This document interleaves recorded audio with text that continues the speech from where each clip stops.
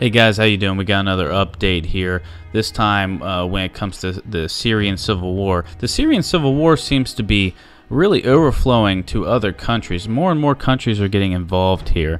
And this past weekend we saw Israel 2 days in a row launch attacks against Syrian regime tanks, or artillery position troops. And we got to ask ourselves, why is this happening? Well, apparently a few mortar shells fell in the Golan Heights area, and that's why Israel responded the way they did. Now, you know, this is something that happens all the time. Usually it's between Hezbollah and Israel or Hamas and Israel. But it's happened in the past with Syria and Israel as well when it comes to the Golan Heights. So this isn't anything, you know, extremely new. We see Israel take unilateral action like this, but it's getting a little bit more media time, a little bit more face time now, because of where we are, what point we're at with the Syrian civil war. You know, Israel is a longtime ally of the United States, a longtime ally of the Republican Party, and the Republican Party is now in power in Washington, D.C.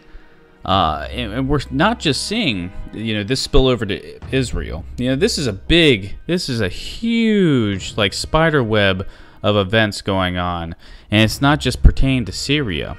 You know, we're talking about Syria because of it being basically a proxy war between the U.S. and Russia. Speaking of the U.S., we have new satellite imagery showing a base that has U.S. troops on it inside of Syria. And it's funny because we're not hearing about that over in the Western media. The mainstream media in the Western world isn't talking about the U.S. troops that are currently in Syria. You know, we are really headstrong towards a war between either U.S. and Iran, or U.S., Syria, and Iran, maybe even a direct conflict between U.S. and Russia. And these different skirmishes that are happening just aren't helping the situation whatsoever. Now, the reports that we're getting is that the U.S. does have a base in Syria, near Al-Taf.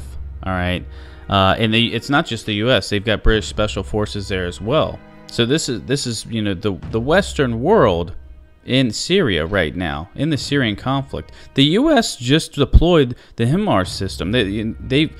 They've deployed artillery to Syria. So we're getting, from what we're hearing from the mainstream media over in the Western world, is that Trump basically is giving too much power to the Pentagon, and it's going to draw us into another war. And this is the mainstream media playing us like a fool. You know, they've been pushing for the Syrian conflict. You know, their agenda is World War III, because their agenda is that of the globalists. And so this is where, you know, things start to heat up in Syria, and so the mainstream media tries to turn it around on Trump and the U.S. military, when really they've been their pawns this whole entire time to push this war. Whatever their end goal is, there's a lot going on in Syria, and it seems like the U.S. and its allies are getting drawn closer and closer to direct conflict with Syria, Iran, and possibly Russia.